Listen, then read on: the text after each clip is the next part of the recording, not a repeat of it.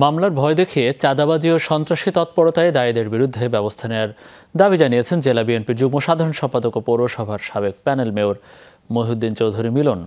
বৃহস্পতিবার বিকেলে কুষ্টিয়ার বজলার মোড়ে আয়োজিত বিক্ষোভ র্যালি পূর্ব এক প্রতিবাদ সভা থেকে এ দাবি জানান তিনি। এ সময় মহিউদ্দিন চৌধুরী মিলন বলেন, স্বৈরাচার শেখ হাসিনার দোসররা বিএনপির বিভিন্ন নেতার নাম ভাঙিয়ে এই অপতৎপরতায় লিপ্ত। তার মামলায় নাম ঢুকিয়ে দেওয়ার ভয় দেখিয়ে চাঁদাবাজি করছে। আইনশৃঙ্খলা পরিস্থিতি স্বাভাবিক রাখার পাশাপাশি সংখ্যালঘুদের জানমালের নিরাপত্তার সজাগ থাকতে দলীয় নেতাকর্মীদের আহ্বান জানান তিনি।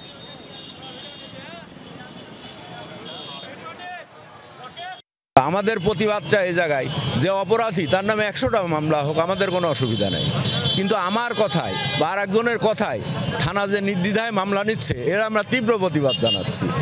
এবং আমাদের থাকবে, দাবি থাকবে যে প্রত্যেকটা বাহিনীরই গোয়েন্দা সংস্থা আছে, তারা তাদের গোয়েন্দা সংস্থাকে কাজে লাগিয়ে তাদের তথ্যের উপর ভিত্তি করে মামলা দেয়।